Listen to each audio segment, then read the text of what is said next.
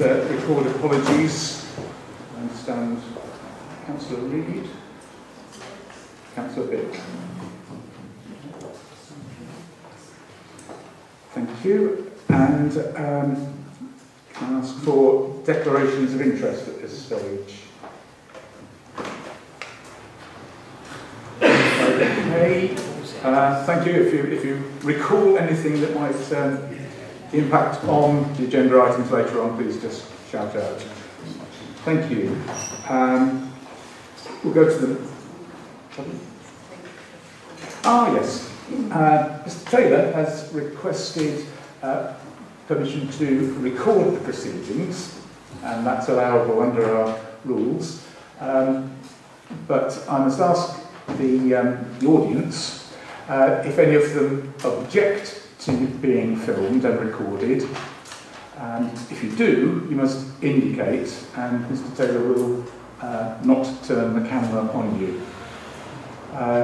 So, if you're all comfortable with that arrangement, we'll proceed. Thank you. So now we come to the minutes, and I'm absolutely in your hands here. I missed the last meeting and look to you to decide whether or not this is a true account of the meeting. Councillor Reiner? I think page 16, Susan Stubbs' last name is with an O in 2 places. Oh. And same on page 17. I think I sent my apologies to the meeting, did you? It has been changed. Oh, right, sorry. It wasn't Sorry. done right now. Okay. What do we do about the spelling of Susan Stubbs then?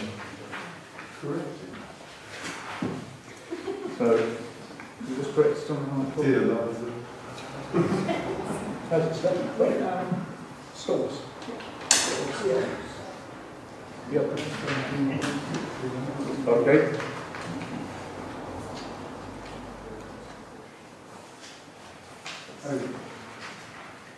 Thank you. Right, I'll sign these now as an accurate record of the meeting.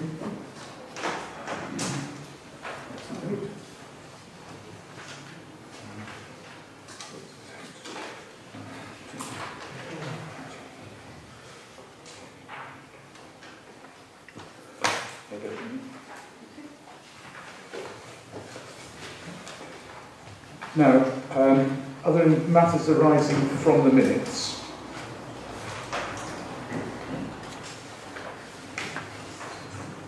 There are a number of action points marked, including page 12, resulting from a question by Richard Taylor, referring to the... Yes. The answer is the use of the signs of the bids was not appropriate in this case, as the area was not subject to surveillance by CCTV, as indicated on the signs, and they've now been removed. I think if that's this is a follow-up for that. Okay, thank you. And there's another question about the windmill, yeah. the wind turbine that had been lingering. The answer is yes, and either we will get permission or it will be lowered. There's a question as to at what height permission needed to be sought. So it'll either be lowered below that height or we'll get permission. Thank you. I think there's one more action point on page 14, referring to the overranking priority.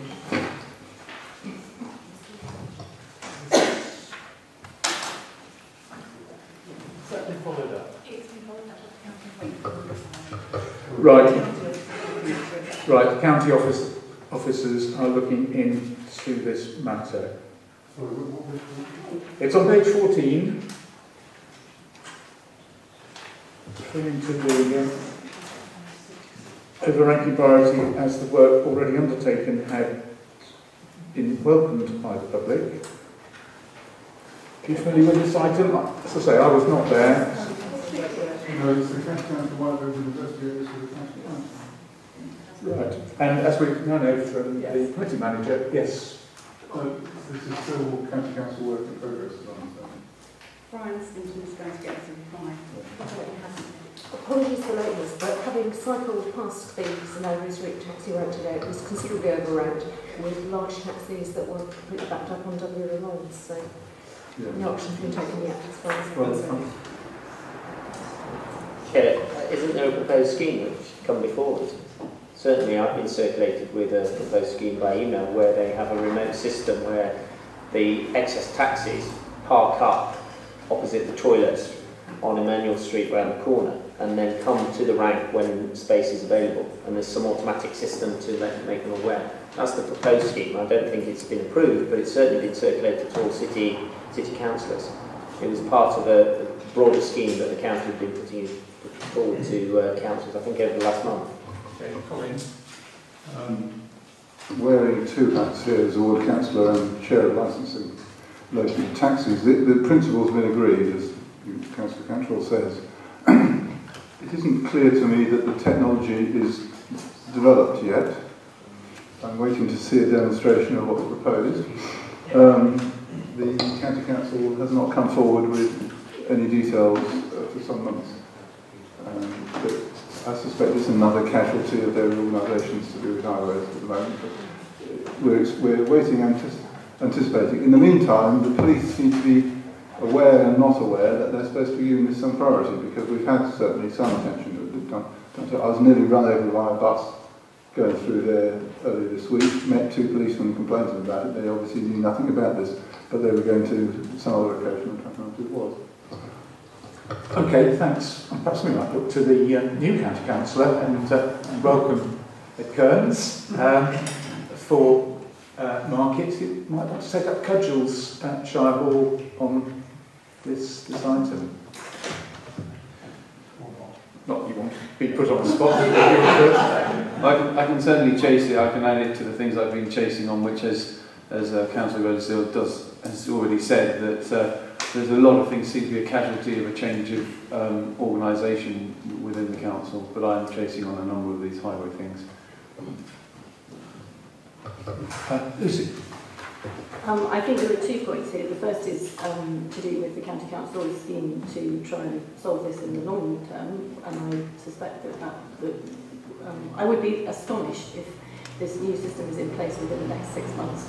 And given that that is the position, I wonder whether it would also be worth following up the enforcement issue, because I think that while there is a long-term solution which we hope will work, in the short term the issue is about getting the police to actually enforce the WA lines in that area, which I think is really unfortunate. So possibly we could request the chair to send a letter from this committee reminding the police that that's one of their priorities and asking them what they've done about it. Okay, I'll undertake to do that with your guidance. Okay, thank you. I think that deals with the minutes. Yes, please. Can I just very quickly add to that? The police can obviously enforce, but also civil enforcement officers can also enforce the issue, because there are loading restriction tabs on the actual curb. I have actually seen civil enforcement officers moving on the taxis. So civil enforcement officers can also do it as well as the police. So we could encourage the parking enforcement team of the county to try and prioritise it as well. Right, thank you. We'll move on, and that sort of completes the minutes, and we'll go to the open forum and devote half an hour to questions from the public. We have notification of some already. So we've got quite a lot.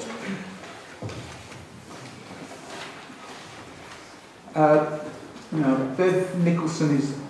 Oh, Bev is here. Bev, do you want to make your point yourself? That might work. This is just a personal, speaking as an individual rather. On agenda item 8, I'm just puzzled why the ranks, the proposed ranks for Castle Street aren't being placed next to the old police station Unison office. there were three, I mean, there were three racks there. There were 3 racks there, I think, and now down to 2, and that seems to be a less problematic location for them, I would have thought. I just wondered whether there was, what the rationale was, and whether this was a moment to ask a question, or if I should shut up and wait till the consultation or something, but I thought we'd bang it in now. Right, okay. I've got an indication from the Executive Council of the Bicycle Racks, Tim Ward, that he would like to speak on this topic. If someone will bring the microphone. Thank you. Yes, the purpose of this item on tonight's agenda is primarily to get the committee with the public support, I hope, to approve the consultation process, precisely so that during the consultation people who have issues about particular locations, either that they think proposed ones are good, or they think they're bad, or they think we've missed something, can then make those representations. People are welcome to say things tonight, but if you do, please do put in a formal response to the consultation as well, because that's much more likely not to get lost in the system and actually find its way into the decision-making process. Right. Thank you. We've got officers here who have probably already jotted down the gist of that, so thank you, Bev. Next name is Dick Baxter. Do you want me to speak now or on the item on the agenda? Ah, right. Okay. Speak when we get to the agenda item. Thanks, Dick. Richard Taylor. Can I ask, what formal link is there either now or will there be between the West Central Area Committee and the new Shape Your Place website?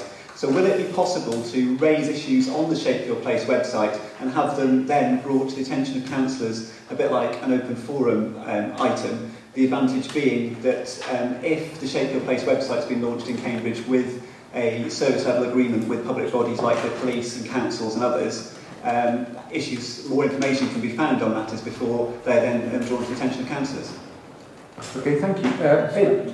Yeah. I can say a little on this. I was just talking, I can't remember the officer's name, but the project manager for the project, which has been very successful elsewhere in the county, and the idea is to now roll it out into Cambridge as well. And that is already picked up as part of the project, in the sense that an email notification is sent to the councillor whose ward it hits, basically. So if somebody says something about Market Ward, then it comes to the councillors who cover Market Ward.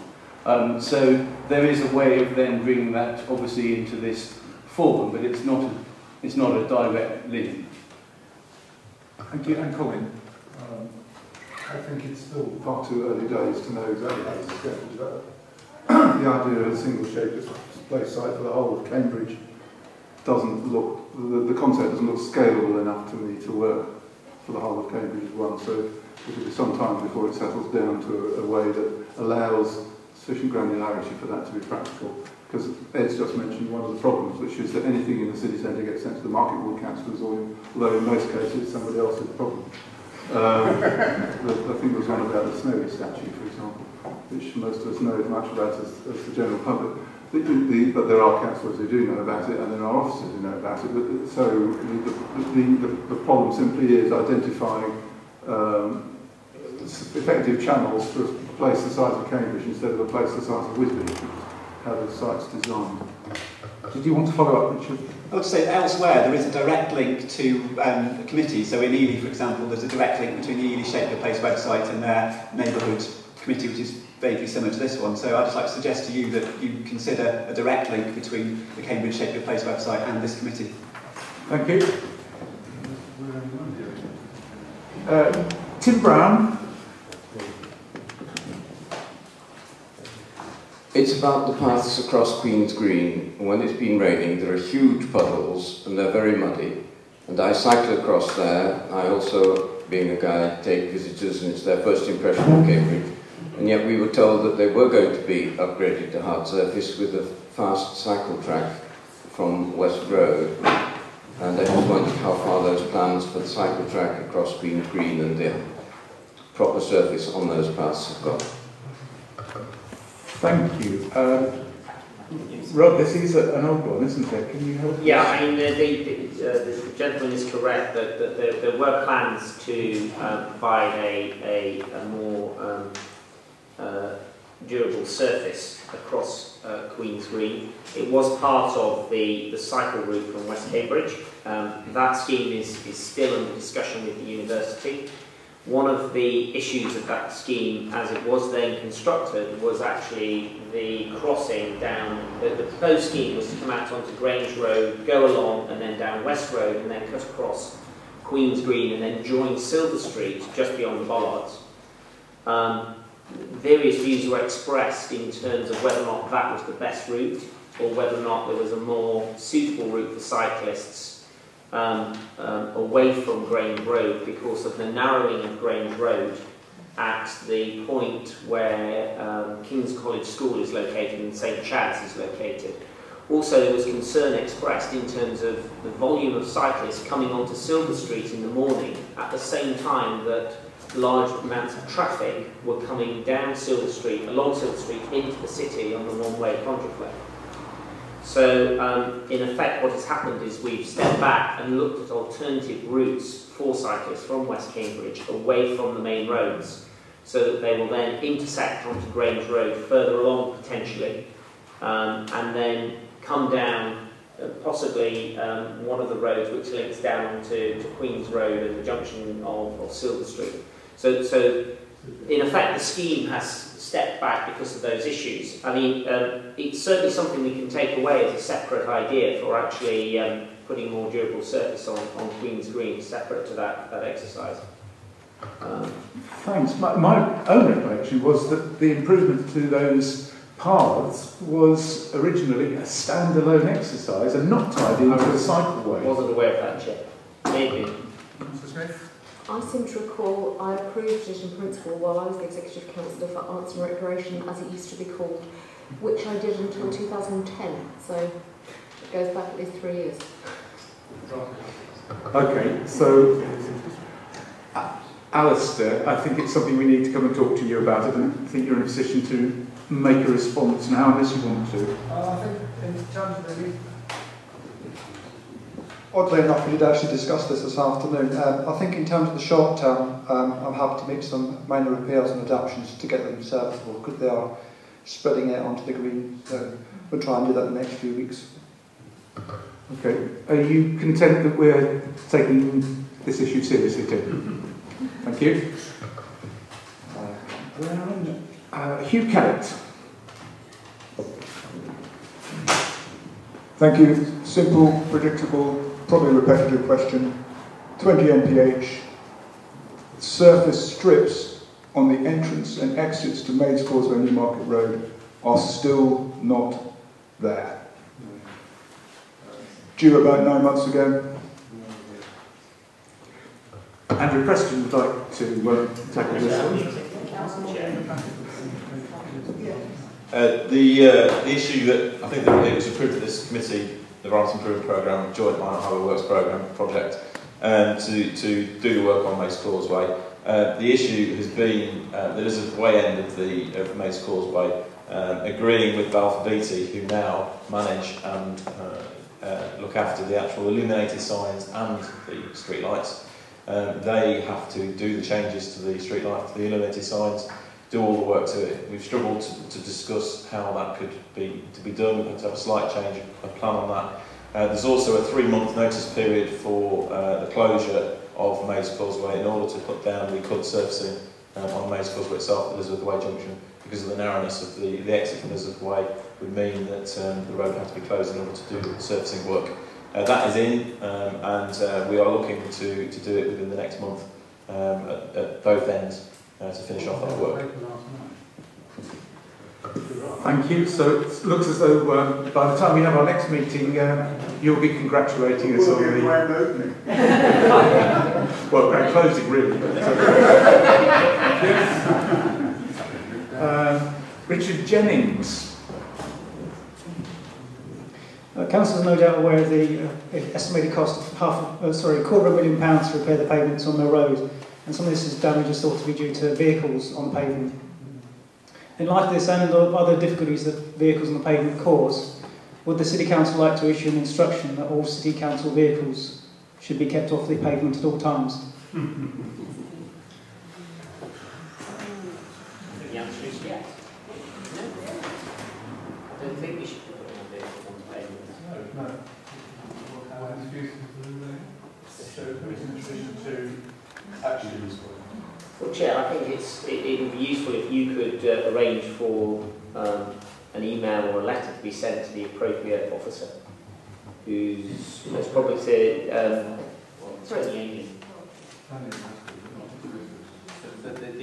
gentleman raises a very valid point. Right, thank you. So a letter to Tony Amy. Probably needs to go to the chief executive. It's all past that. Yeah, CC. Yeah, chief executive would be better actually. Okay, thank you very much. You content with? You content that we're going to respond to your right? Thank you. Good. Susan Stobbs. I'll come back to you. Follow-up on that one. Okay. Yes.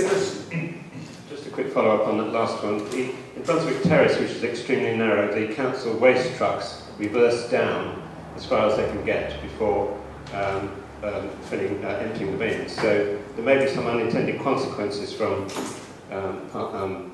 getting all vehicles not to travel down there, because they do drive down all the length of the pavement. Brunswick Terrace is too narrow not to. So you should bear that in mind. I'd be delighted if they don't, because we have to keep getting the pavement rebuilt, which when I say keep getting it done, doesn't mean very frequently, but it does need doing. So unintended consequence possibly. Is that Tuesday? Julie.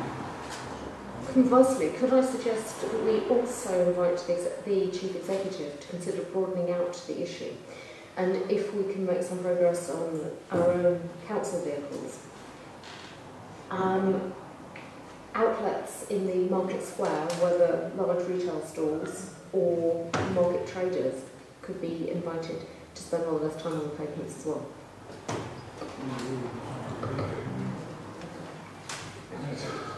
Right, so I should be putting you in for a new quill with all this correspondence. No. Thank you. I would advise you do. Right. Thank you. Susan. Yes, okay. The last meeting, there was very good progress on organising the Section 106 money, and we were delighted that the entrance to the orchard on Newmarket Road was on the list, but it was very unclear when this was going to be done and whether it was going back to consultation, and I wondered whether there's any progress on it being done this year. And as an extra to that, not to forget that there is an extremely dangerous pinch point entrance between the orchard and Midsummer Common, which is far too narrow and dangerous, and at some stage it would be good if that was replaced by a proper entrance, because there are a lot of people with prams and shopping and bicycles that use that route up, so there were the two entrances issued. Thank you. You did raise this at the last meeting, and I've spoken to Tony about it. And I think she actually had in mind a different entrance to Midsummer Common, which explains a bit her response last time. But I have asked her to go back and look and see where we are with that, because I'm aware that it seems to have stopped. Thank you. So, presumably, eventually it'll come to either Andy Preston or Alistair Wilson to pursue that.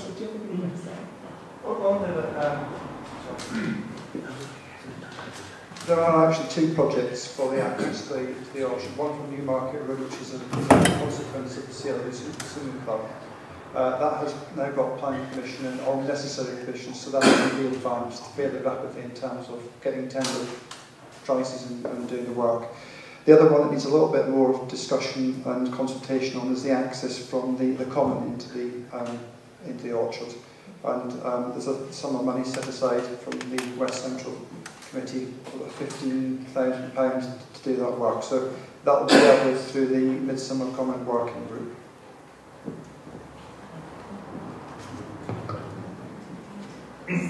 Thank you. Susan, did you have a follow-up to that? I mean, the difficulty is that the working group didn't meet, it was cancelled. This is, it seems to me, a health and safety matter, it's a small entrance. It shouldn't cost that much, but it really is a health and safety matter, and a legal matter. So hopefully, since the working group didn't meet, it was cancelled whenever it was, hopefully this can be expedited quickly. Thank you. And thank you. Now, those are all the questions that we've had prior notification of, and we'll come back to Dick, of course, when we come to the agenda item. Is there anybody else who would like to raise any matters now? Yes, Mr. Wilson. Thank you. Going back some time to the council lighting trials and Parker's piece, I think in the minutes it was said that the results of the trial would be published on the council website. I did look just before I came out, couldn't find any sign of it. So is the council still committed to doing that? And could somebody please make sure that it does happen, because it's actually quite some time since that took place. Yes, the results will be posted shortly. The next steps are to come up with a design concept. Generally, I think, as has been discussed here, the results of the consultation were yes to lighting, but no, we didn't like the designs. So the process now is to come up with a new design, which will probably mean another consultation. The question will not be yes or no to lighting. The question will be basically comments on another design. But yes, that's all coming, it's all still happening. Well, I know the headline figures of the results of the consultation were published, but I was interested in some, finding out a bit more detail, which I assume that is what was going to be published, because I've got concerns about who was voting in that, so I want to find out a bit more. Thank you. Rod Cantrell. Chair, yeah, I was asked by a number of residents on Lammas Field to raise a matter with the committee and ask if the committee can ask the Director of Housing plus the Executive Councillor for Housing to raise the matter with the RSL. Lammas Field was a grantor scheme. It is now managed by Metropolitan, which is a national registered social landlord. All the outside lights have not been working for 9 months, and the residents have tried in vain with the local Metropolitan office to actually get the lights fixed, and have asked whether or not the council can assist in terms of persuading Metropolitan to actually take some action. Apparently they need to invest some money to actually upgrade the infrastructure in order to get them working again. So I don't know if we can ask the Director of Housing and the Executive Councillor. I have sourced the name of the individual and I can pass that to the officer, a senior individual within Metropolitan who we should approach. You want me to do a letter? If you would, Chair. I'd love to. Jolly good. This sounds to me like something where they ought to go through the Housing Ombudsman, because all social housing, both council and the housing association sector, are now dealt with by the same ombudsman, the housing ombudsman, not the local government ombudsman, in the case of council tenants. And this is a matter between the tenants and their landlord, which the council can do no more than shout at it, and frankly it'd be better for them to go directly to the ombudsman who has more power to deal with, to bring effective pressure on. There's a fairly strong regulatory regime in place now for social landlords, but the council's not really part of it. As well, so letter, no letter? I think we still send the letter, but at the same time... Okay, jolly good. Rod, I'm just wondering whether it would be worth you sending me an email about it to send on to the county council, because I think some of the residents in that building are paid for by social services, and if they're paying bills, they may have a bit more clarity. Jolly good. Anybody else? Would anybody else like them to write a letter? Oh, go on.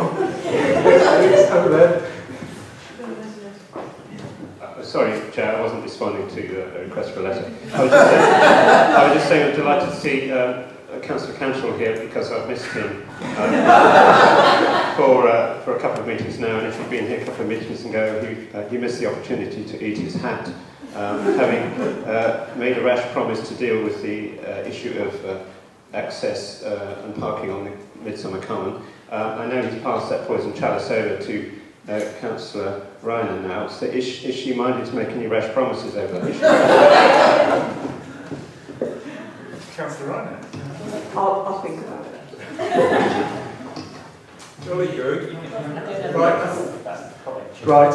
I sense we've run out of serious points to discuss this evening, and I'd like to move on the agenda. In the open forum, and I'd like to move on.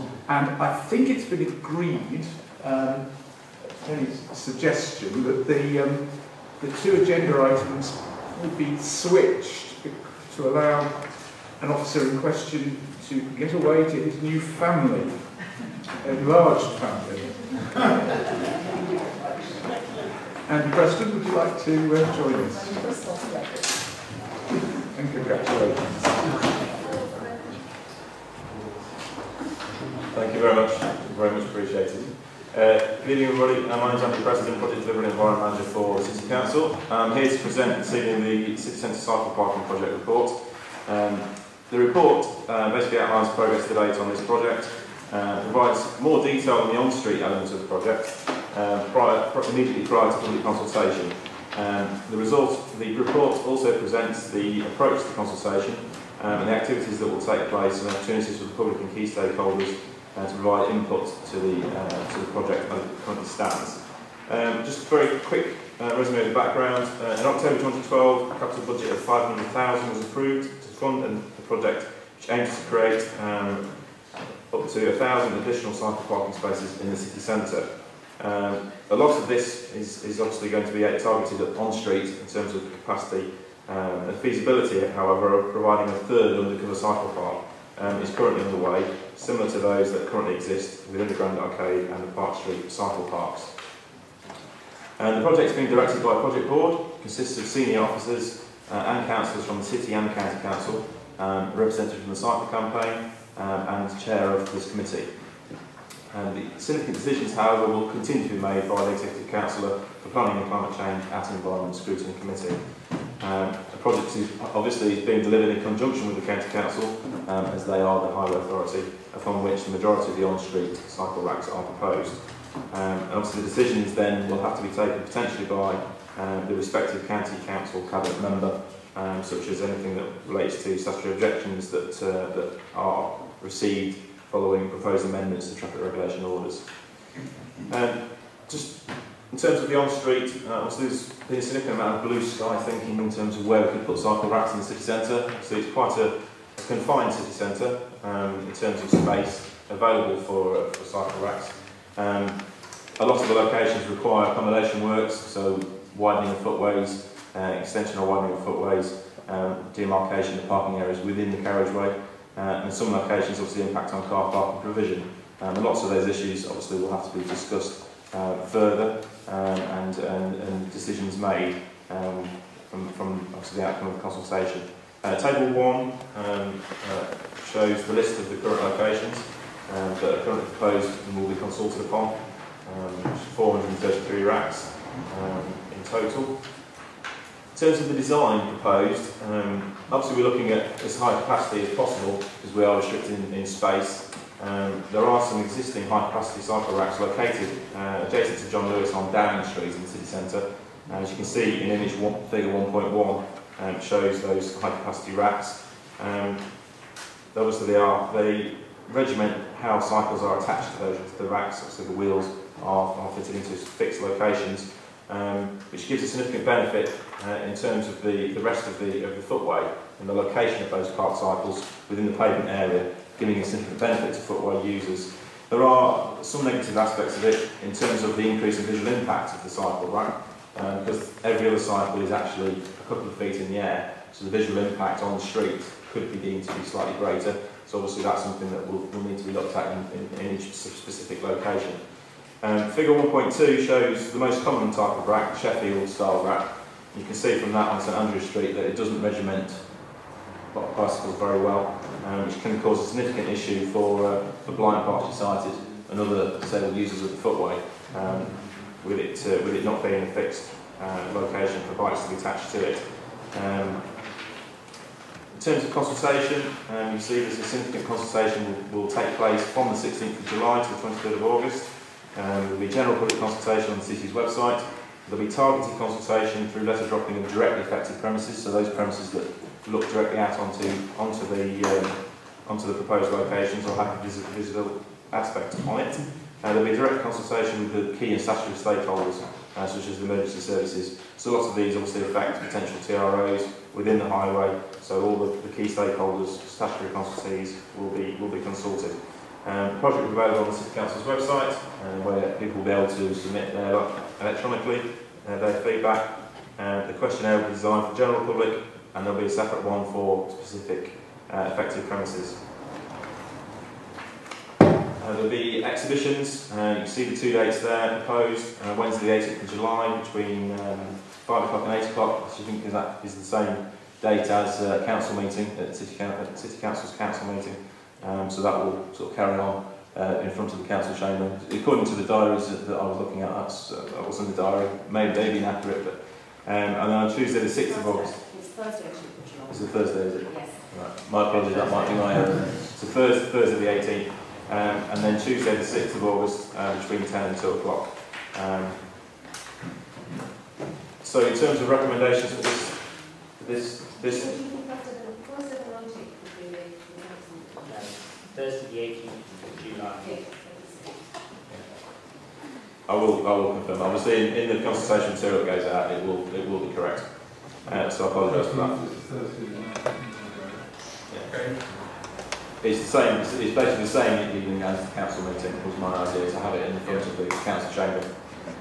So the recommendation for this committee to support the proposed on-street measures contained within this report for further consultation with the public and key stakeholders, to provide any specific comments on the proposed locations, and also to support the planned consultation activities detailed within the report. Thank you very much. We had a briefing on this.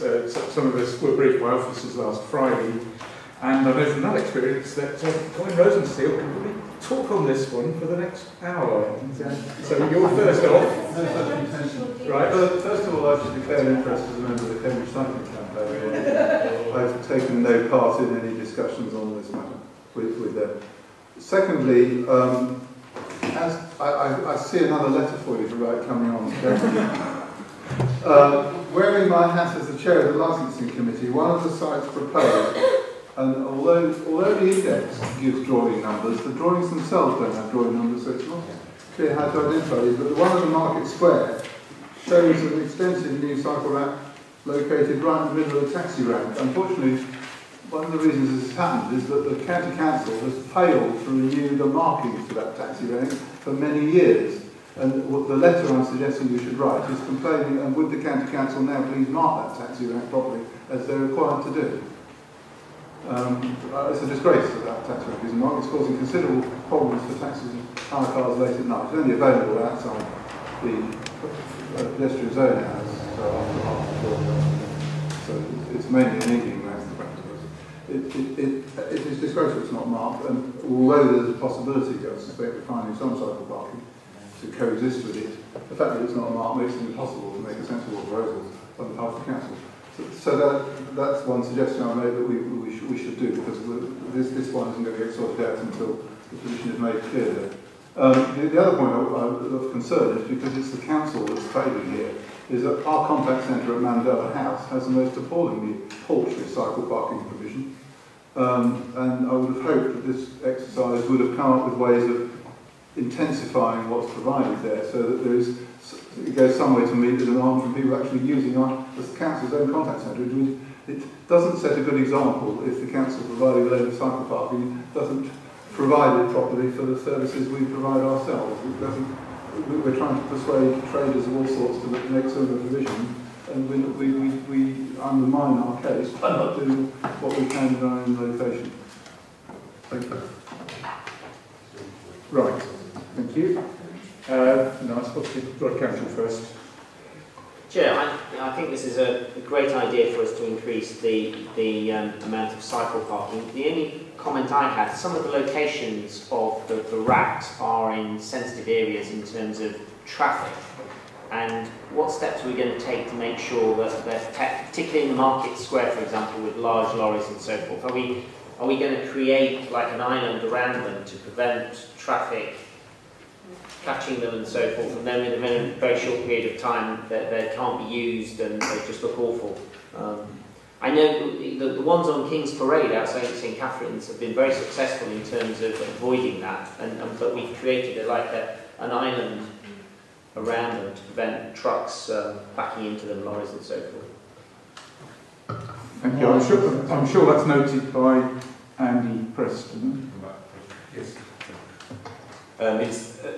I mentioned in the report that in many aspects the footway will be widened, so in theory they will be on the footway rather than the carriage, and that occasion still be a full height curb. Right. We can also protect them with a bog at either end in theory from reversing vehicles, of which there are many. I take your point in mind as well. Thank you. Ed, coming in a second, but Colin, your angry letter, because you've got the grasp of the detail, can you please draft it for me to send? Ed.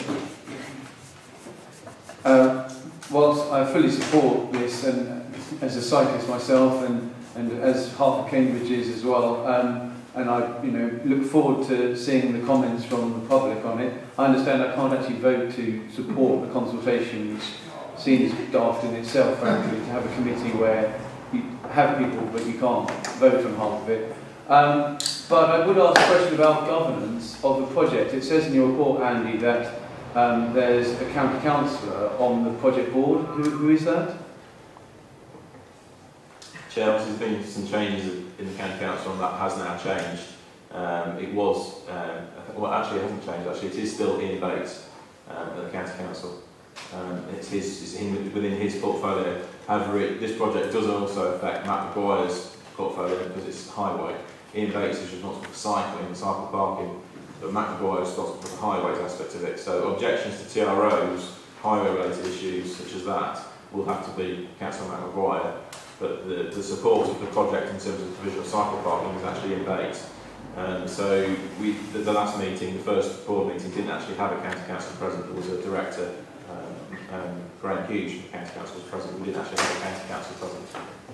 Thank you for that clarification. I suspected that was the case. I think that's absolutely ridiculous, and it's just yet another example of, I mean, irrespective of who is running the council, it's another example of where you should have somebody who actually represents one of the key areas, i.e. market, on the project board, because we're going to be the ones who are going to have to deal with any problems that come up from it. Tim Ward.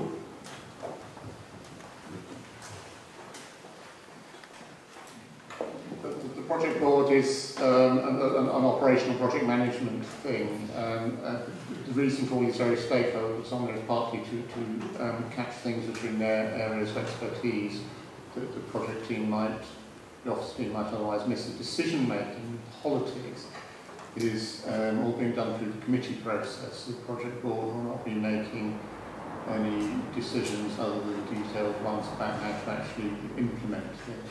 And the liaison point is the chair of this committee being a member of the project board. The decision to consult is being made here tonight. The decision to go ahead will be made by the Environment Scrutiny Committee, at which, of course, all councillors from all wards, as well as all members of the public, are welcome to come and give their views. Yeah, I've yet to see Ian Bates on a bicycle.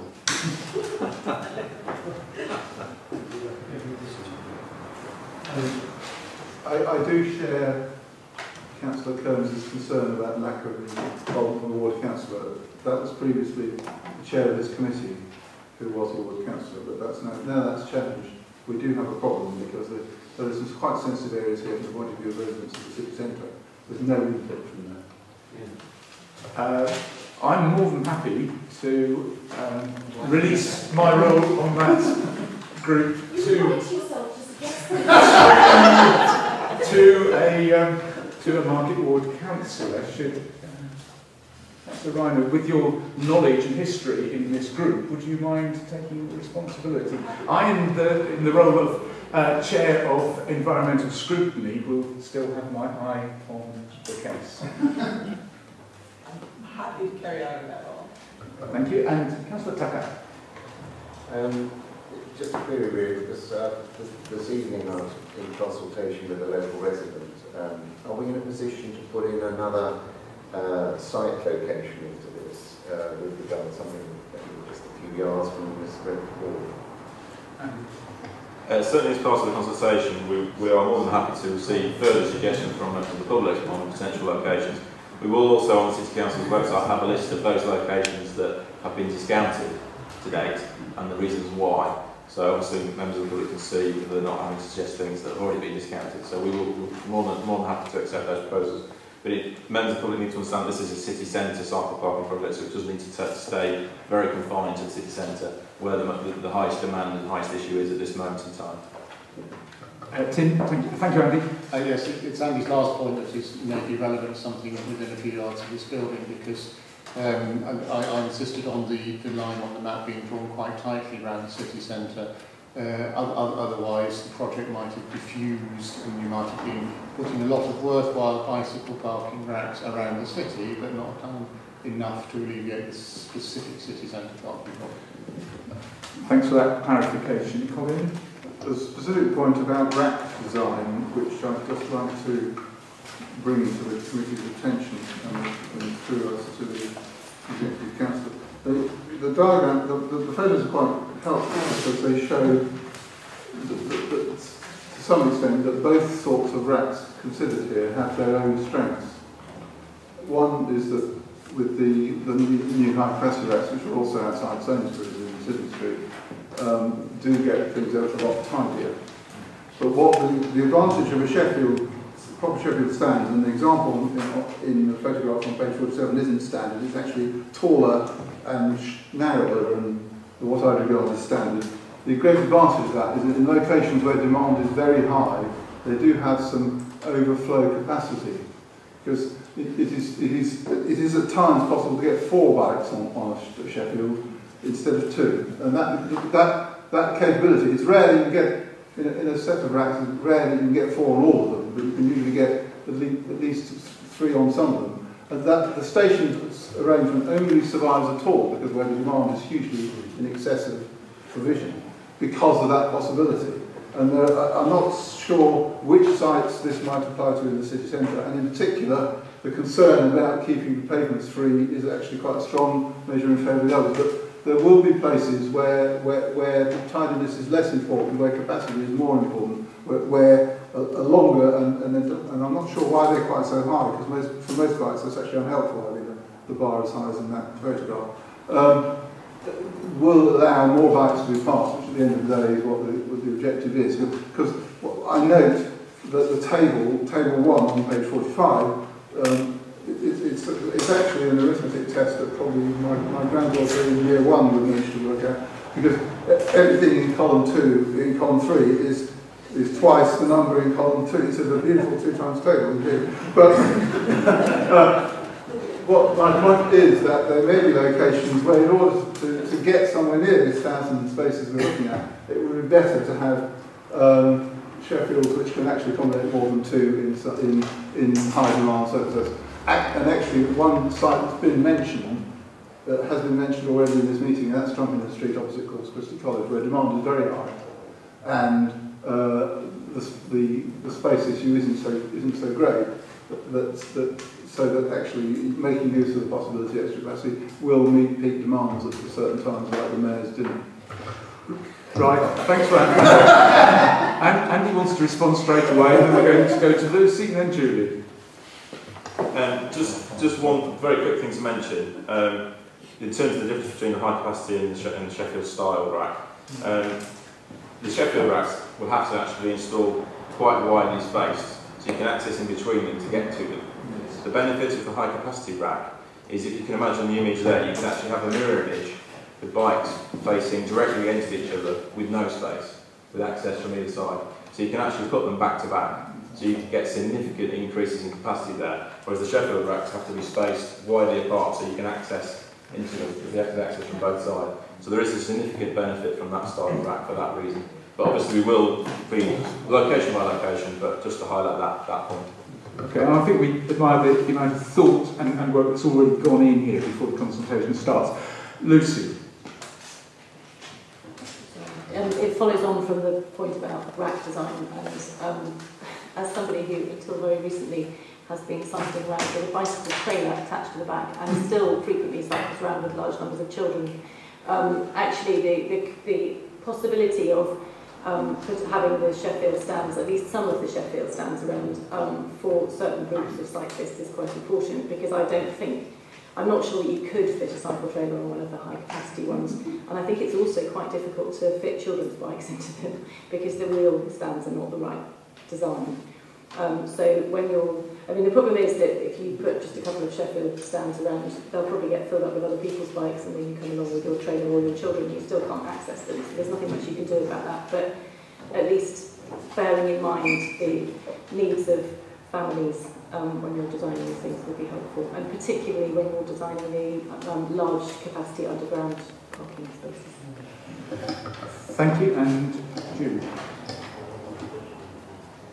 Counter-argument about the Sheffield things. As somebody who spends an inordinate amount of time going to the railway station and trying to park my bicycle at the railway station, in some ways it's very nice to see a little bit of metal to which you can attach your bicycle, which might mean your fourth bike on a Sheffield stand. However, it also frequently means that you can't retrieve bikes easily if you're small, or if you have physical difficulties. Actually manipulating bikes through that area is really difficult because you get caught between multiple bikes and bikes get damaged. They're not very helpful in that sense. And then the danger is that on pavement they're going to sort of just increase much further the pedestrians. So I think we need to be careful about them. Yep. Thank you. Roger. I just had a quick question regarding consultation and whether or not we're going to consult the colleges and students, because quite a number of these stands impact students in terms of the locations and so forth. And I'm just conscious that the timing of the consultation is out of turn, so to what extent we can feed people's views in, I think it would be useful. Good point. Tim Ward.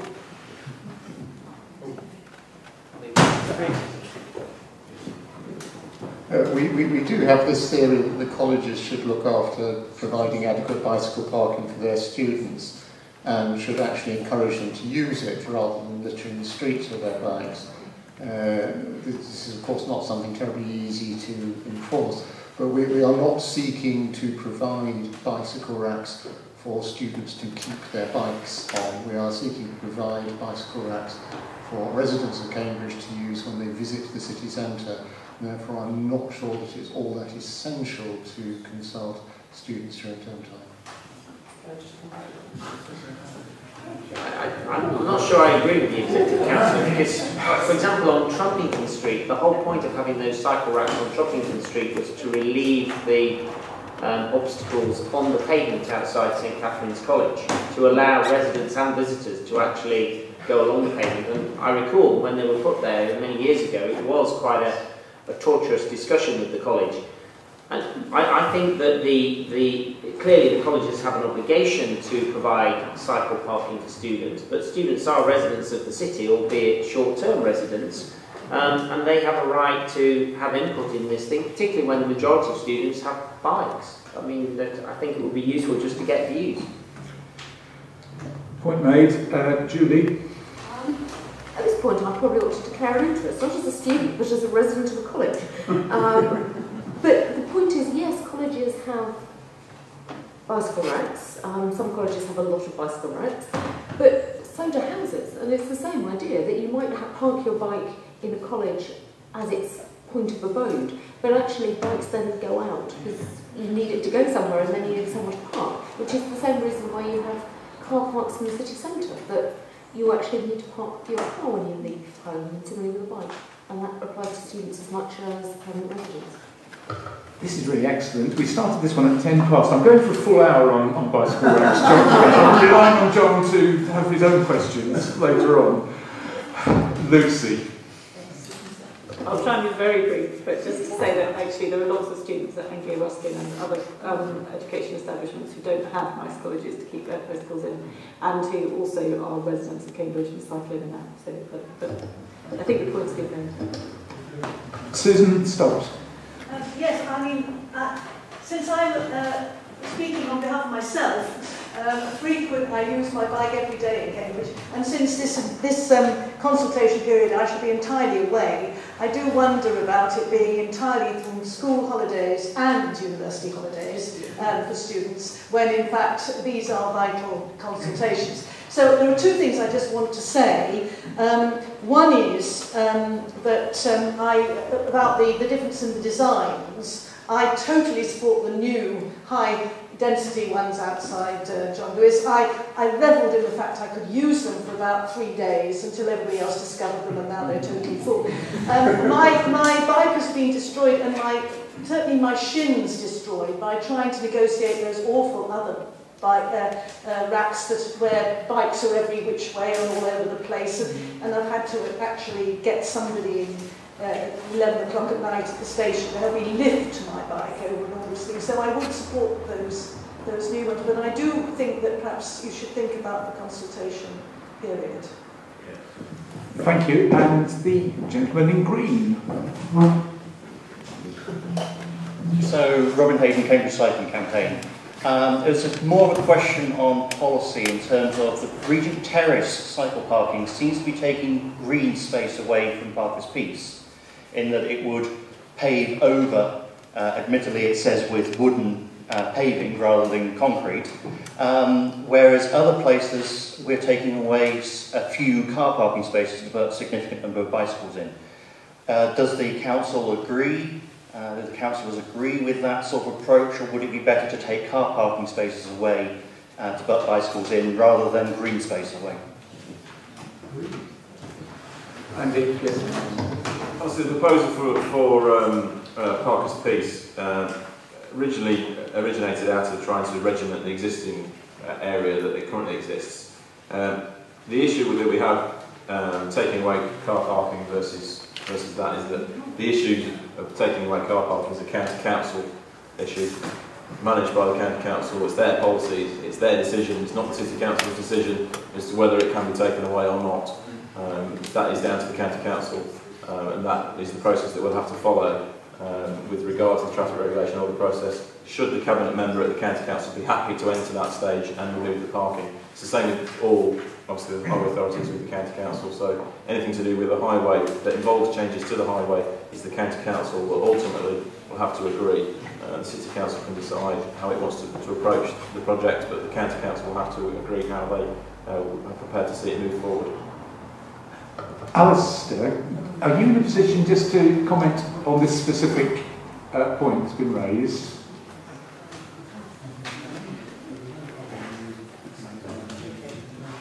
I was just asked my colleague. My understanding was that the cycle parking, the proposed cycle parking on Parker's Piece was on the existing footprint of what we currently provide. I don't think there's any additional land take from the open space. Okay, well, there'll be clarification there. Yes, gentleman, great. Hi, I'm Greg Stewart. I'm a resident just up the road in Bells Court. Can I just check that the committee would agree with me that all the racks we're talking about are essentially eyesores, and so to put them in, it has to be solving a real problem. I was rather amazed and concerned with a local Liberal Democrat flyer we got that suggested putting cycle parks in Bells Court when we have excellent high-density railings that can take a large number of bicycles.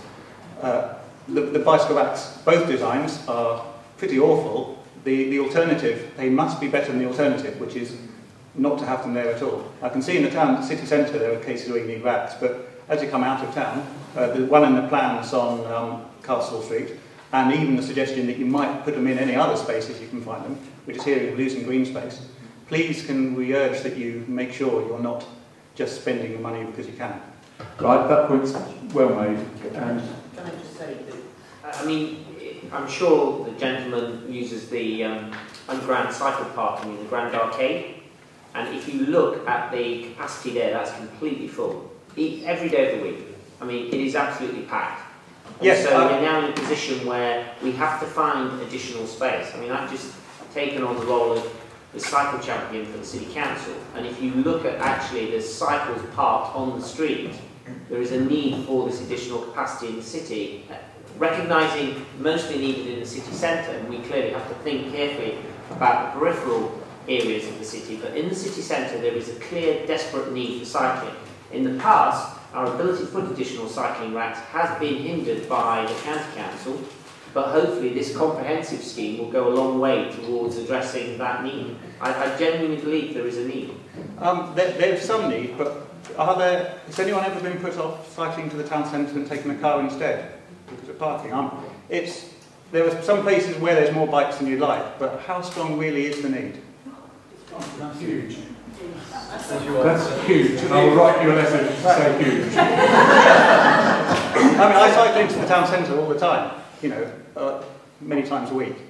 I think maybe it feels as though the council has money to burn in their pocket.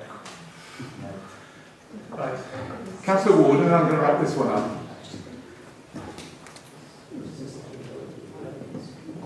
There are three things driving this project in terms of need. One is that there is a shortage of bike parking in the city centre at the moment, which you can observe by going to the city centre and spotting bikes listed all over the place, which we hope this project will go some way to clearing up and reducing the amount of arsehole traffic.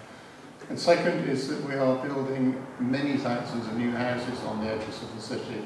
And the theory is, and I don't know any evidence to disprove it, that people form their habits when they move into a new home in a new area.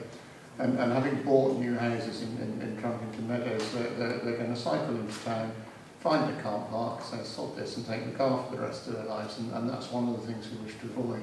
So there will be increased demand in getting people into the right habit. And the third pressure point is that we haven't decided yet what to do with Park Street Car Park. Whatever we decide we are going to do will involve pulling it down and losing at least temporarily the existing cycle park in the basement.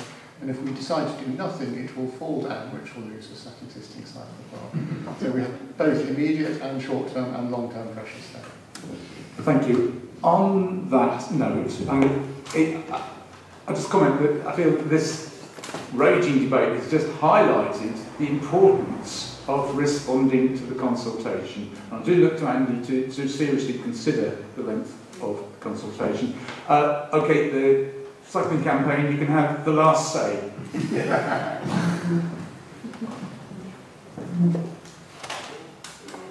I just want to respond to the gentleman in front of here. I actually live in Cottenham, which is, according to the Department for Transport, too far to cycle into Cambridge.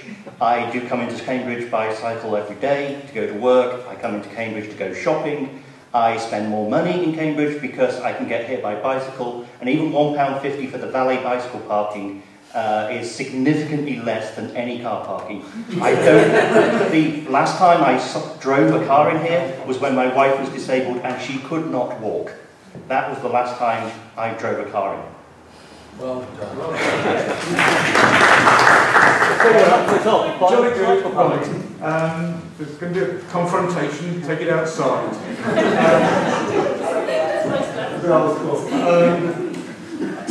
I'm going to go to the recommendations, if I may, committee, to support proposed on-street measures, blah, blah, blah, to provide any specific comments. I don't think we've done that. To support the planned consultation, and we're certainly supporting the planned consultation. Can I see members? Ask officers in the Executive Council to think about the timing of the consultation to incorporate the consultation. Indeed. I think that was going to happen anyway. Was it? Chair, we'll certainly look at extending it. Obviously, we need to look at the programme because it does move things on somewhat, but we will look at that and I'll confirm back to the committee that the new, should we extend it, what the new deadline for that is. Right. With that proviso, can I see those in favour of the recommendations? I'd like to. ordered the car. Thank you. Right, and thank you. Go. So we now onto our park benches item, and thank you, Claire. Thank you. Alistair, you're going to lead this one, I hope.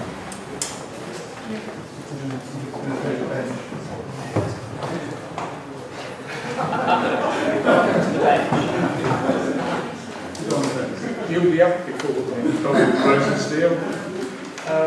Alistair, all yours.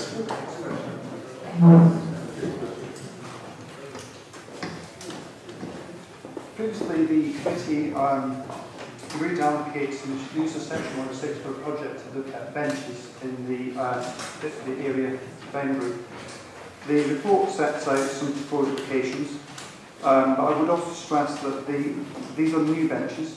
We have actually got a sum of money fortuitously, a modest sum of money to do other works with benches. So when we do put the new benches in locations, we will be also refurbishing the existing stock. This approach will ensure that we have uniformity, make sure that all the benches are serviceable. The recommendations to improve the installation of the seating, it's to consider and amend the list of proposed locations. I'd just like to note that the chair and the vice chair will be asked to sign off the last final location after consultation is finished. Okay. Right, thank you. Comments on this? Oh, sorry, yes, sorry. Mr. Baxter. Yes, thank you, Mr. Chairman. When I received these papers, I noted under item 7 that you were going to improve the installation of seating for suggested locations, drawing one being Midsummer Common. So naturally, I opened up the diagram for Midsummer Common, and frankly, I was quite surprised it didn't seem to bear any resemblance to what I thought we'd agreed many years back when we discussed benches on Midsummer Common. So I decided to come out of hibernation and address this issue. I'm faced with a problem in that the film director doesn't seem to have me in focus of this, so I wonder if I ought to come forward, especially as I think Tony is going to give you some maps. Is that right, Tony? We have maps.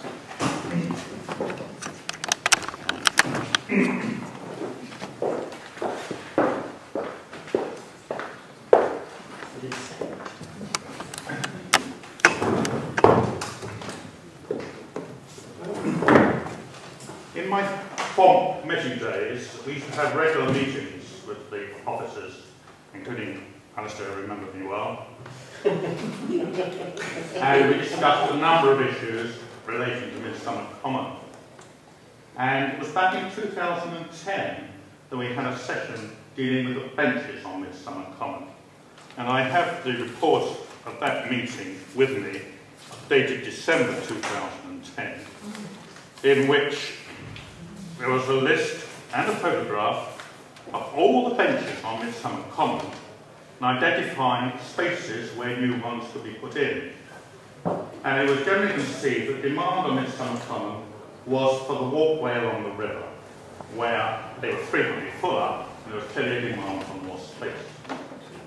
And the diagram then, when I look at it, concluded that there were spaces for 5 more benches along that river walk, and there were spaces for 1 more up on Maid's Causeway. And that was basically to look over the wildflower meadow that Councillor Smith supervised our planting previously.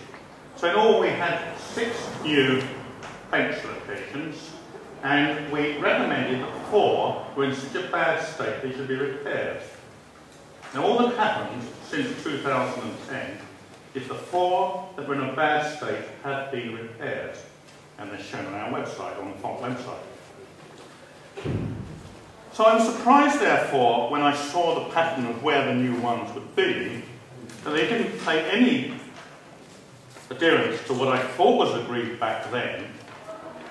On the diagram you have, which I hope you have, the council ones 2 and 3 are certainly ones that were on the original map showing where we thought there were spaces at the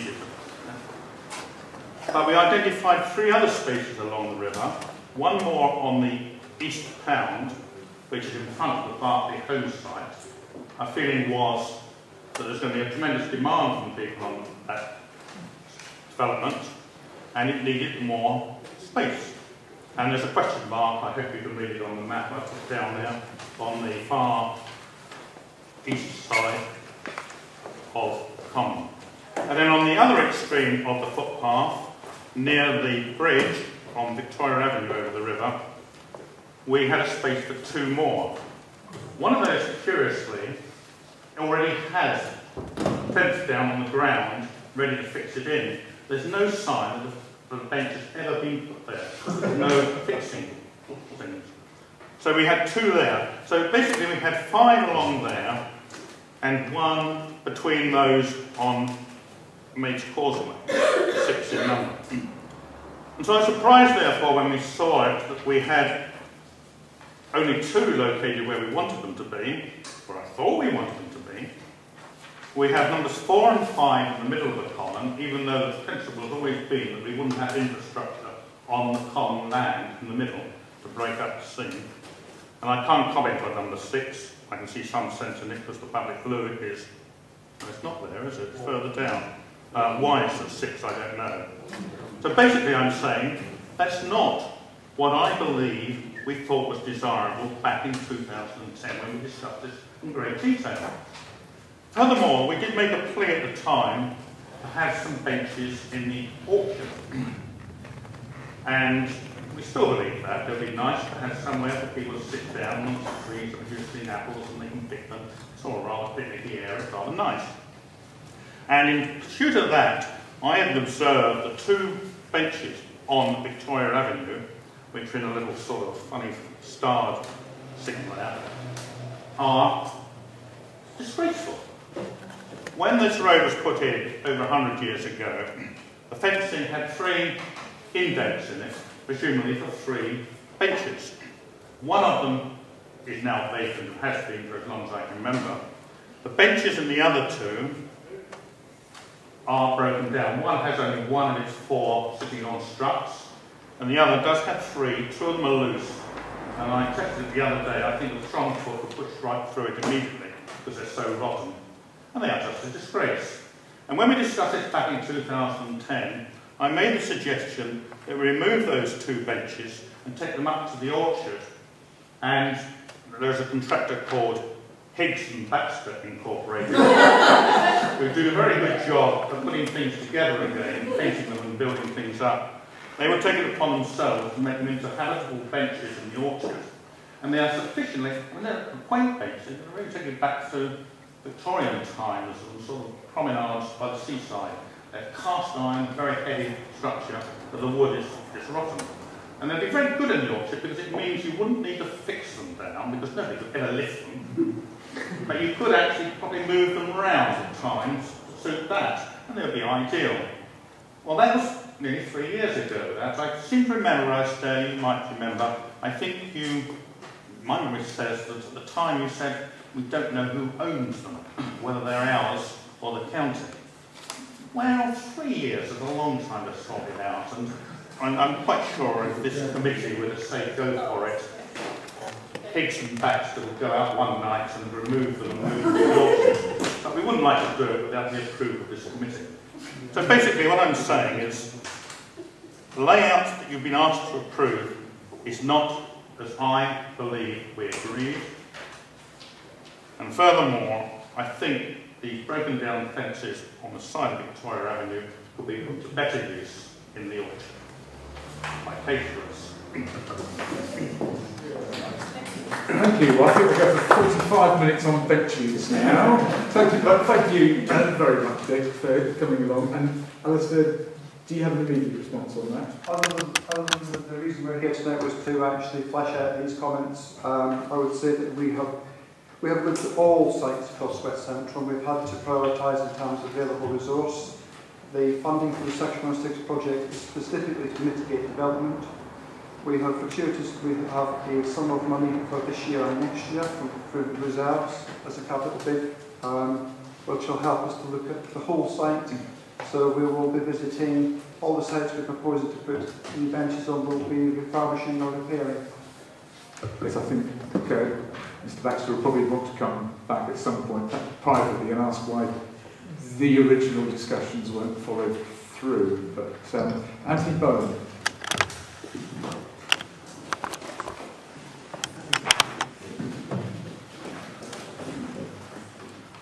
Thank you, Chairman. I wonder whether Mr. Wilson could say why the benches on what reason governs the places proposed for the bench on Jesus Green and the benches on Christ's Pieces, because I'm not aware of any suggestions about the placing having come either to Jesus Green Association or to Christ's Pieces Residents Association.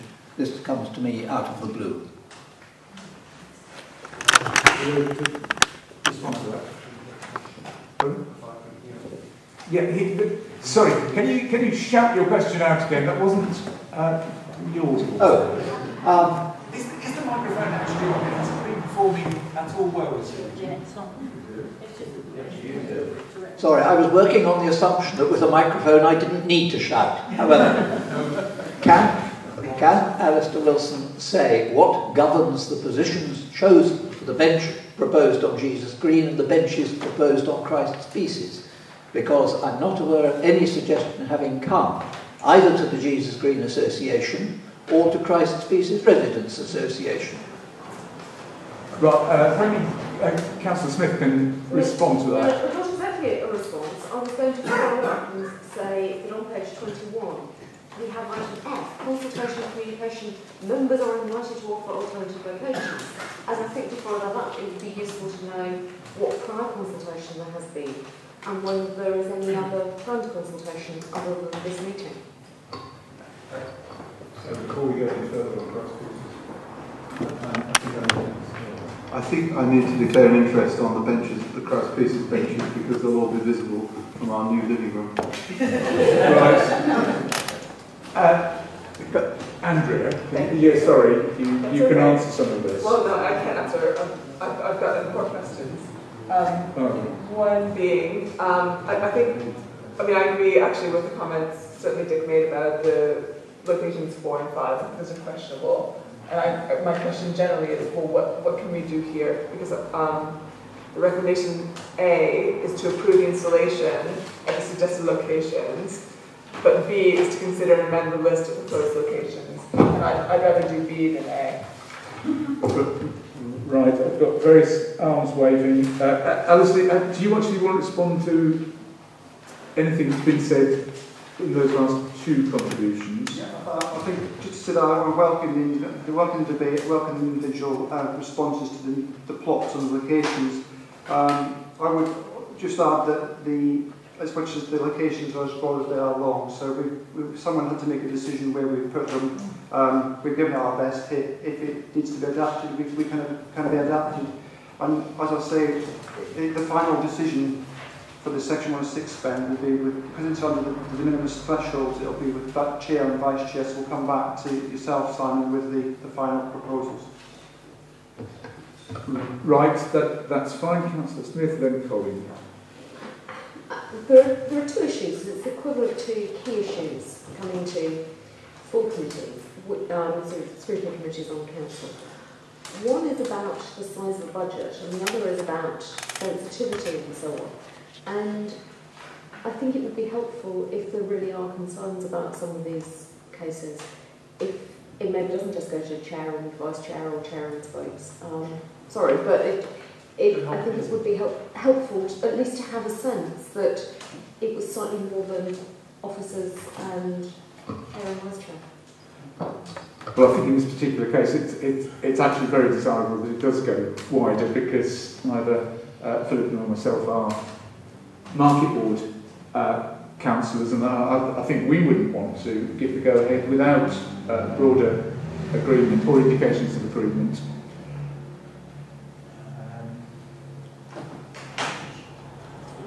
John? Bespoke. If you've got a page, is there a page number that you can? Page 28.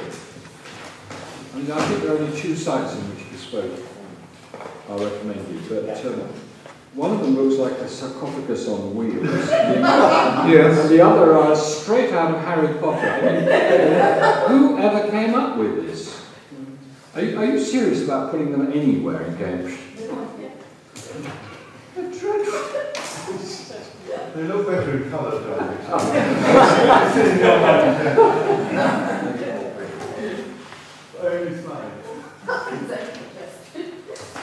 Rod? Chair, I just would, I want to comment on the ones in Newnham actually. The Landsland Traditional was proposed by Newnham Conservation Group and it's in the corner, so I think that one's fine. The Paradise Nature Reserve one, I think the bespoke design needs to be a very simple one if we're going to put one in Paradise Nature Reserve. Really simple, otherwise we will get a lot of pushback. In relation to Penarth Place, both of those on Penarth Place relate to where residents wanted them located. It was part of the discussion we had with them when we were on site, and they will be part of the R&R spend on the Penarth Place play equipment, so that was fine. And then the only other question I had was, I don't have a problem putting them on Newbit, Traditional and Co-Fen, but I don't think they're in West Central. I think they're on, I think they're South area. Newbit isn't Co-Fen. No, Co-Fen Traditional, Co-Fen Traditional, 14 and 15. No, 14's in March. 14 and 15 are outside Lee's School on the other side of the river on Co-Fen, I think. No, 14. On there? Or am I wrong? No. 14 is in Trumpet as well. Oh, right. So 15 is in Trumpet, 14 is in Okay. But I do think, just in general, Chair, I think this is a good idea. That's why we prioritised it, I think, as one of the first items on the Section 106 devolved spending. And I know residents in Newnham are very keen to see these benches. Colin?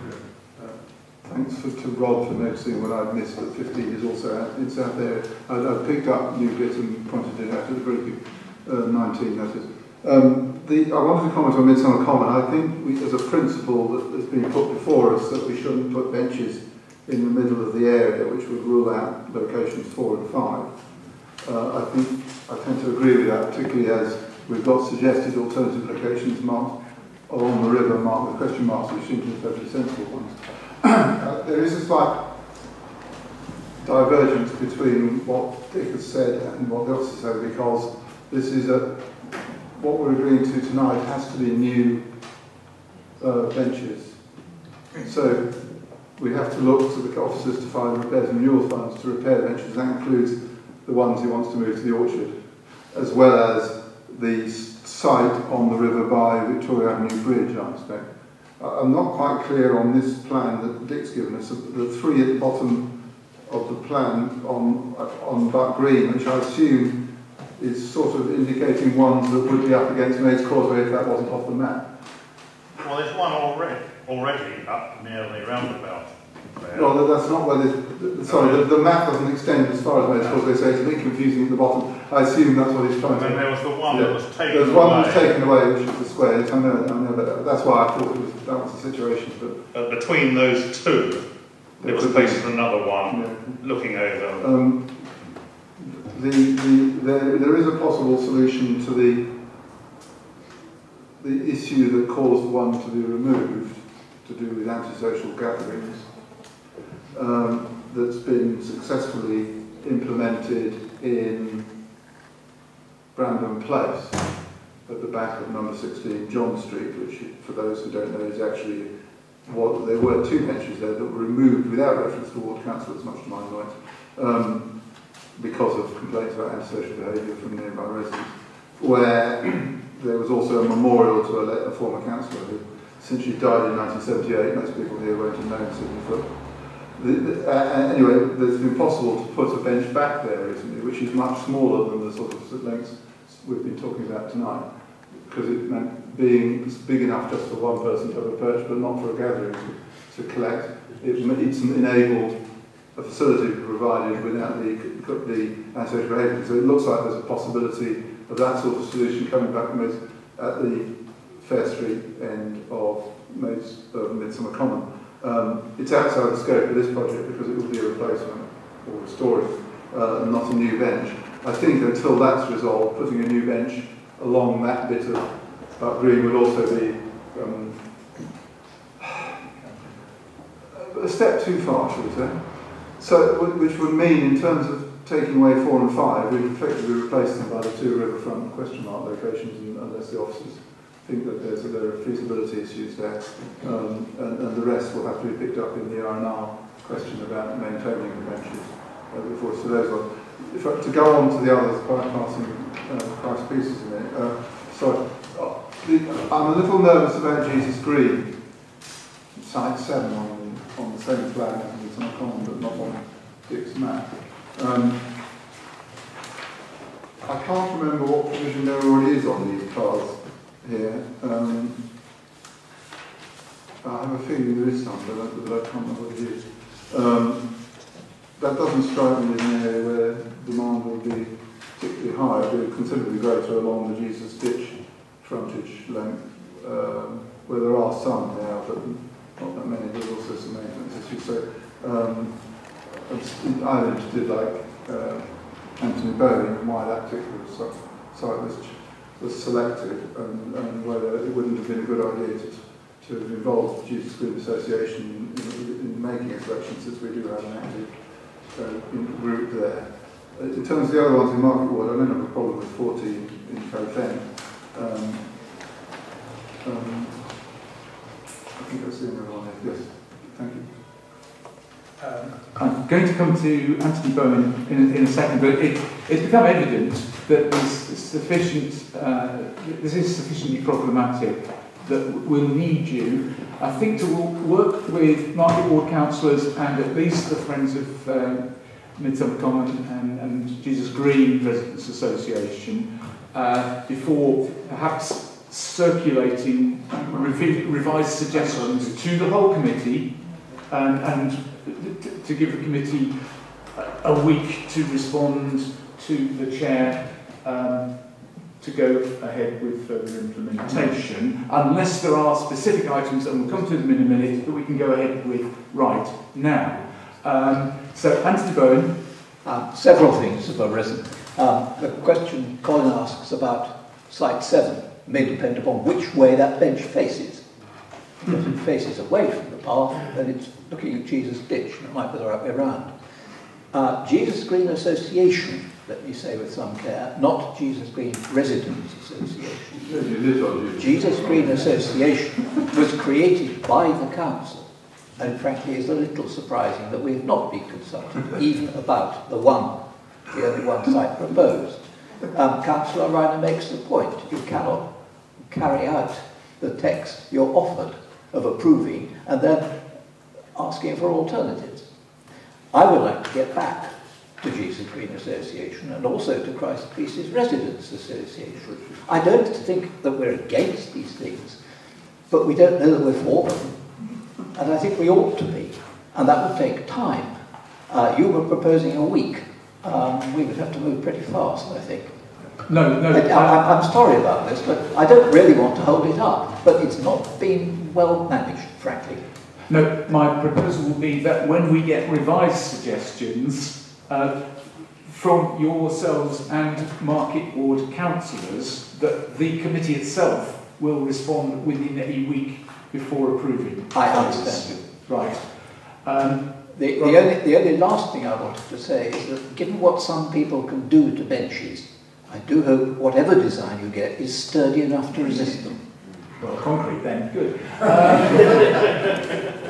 I make a suggestion which is somewhat off the page, which is to basically say, in relation to those benches in Newnham, I don't think residents nor ward councillors have any problem with us actioning those being installed. Yeah. And so I would like to suggest in relation to Newnham we press ahead, because there aren't a large number. Residents have been fully aware, and actually the majority of the proposals came from residents anyway.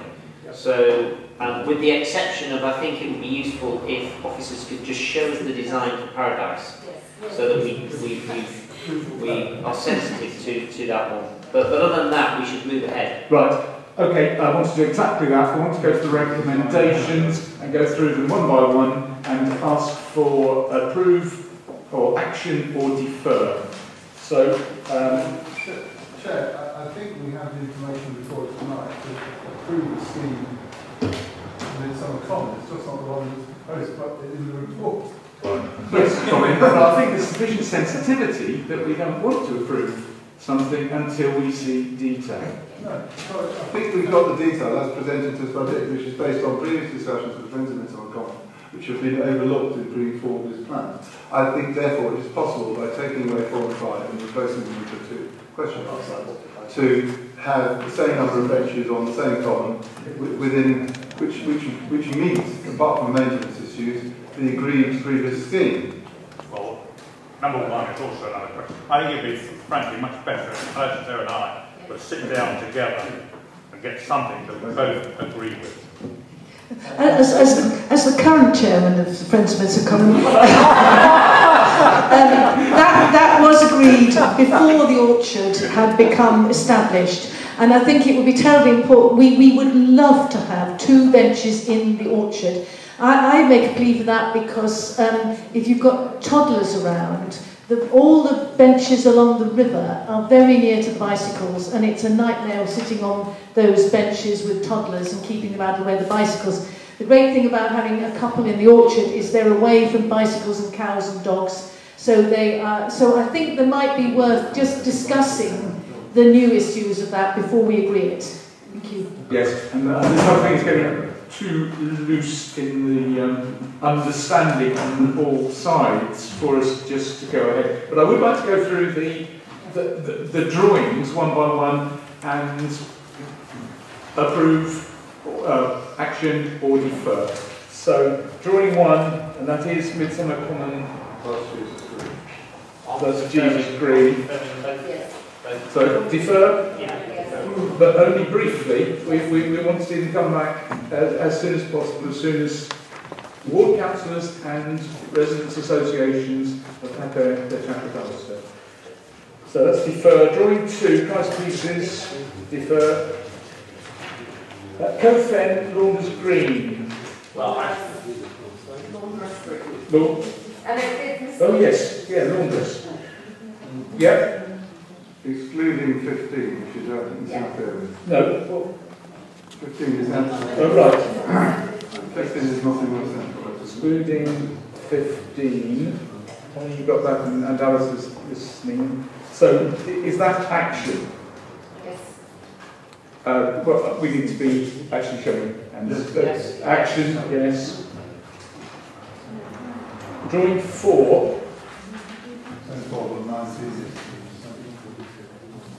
Not 19. Agree to action? The design of subject to finalising. Subject to Newham Council designing Paradise. I like that. We don't want We don't need to design it. We already have it. Yes. And we determine. Sorry, for the benefit of the committee manager, just a bit of clarity and discipline, please. What are you hearing for that one?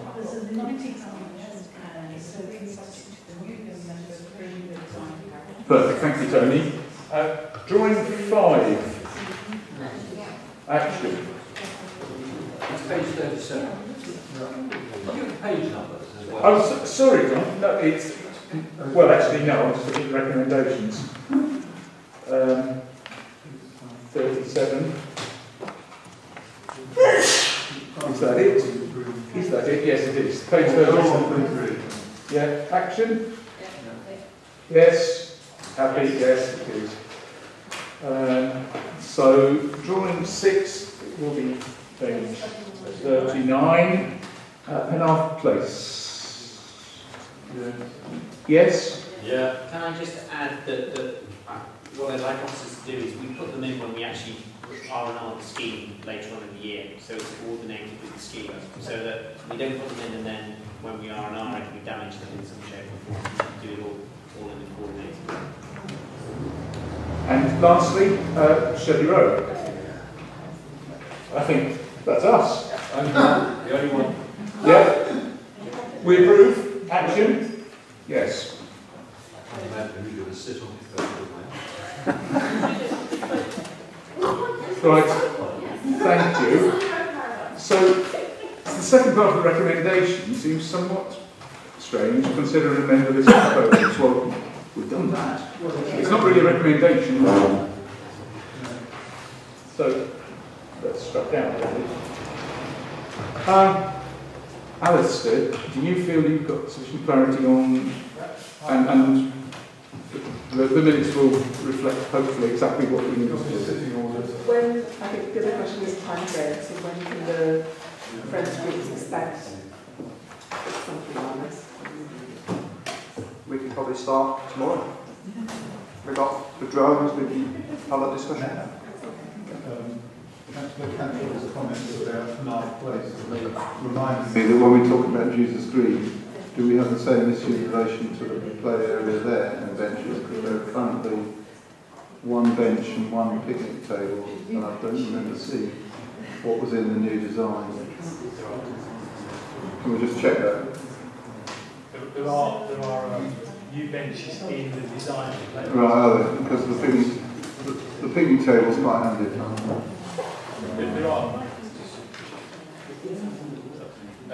There are new benches and tables in the design for Jesus Green Play. Quite a number of them as well. Yeah. Okay, I'm sure I don't need to remind you that there's other associations that you really ought to just contact just to round things off. Okay, that's job done. Thank you very much. New term.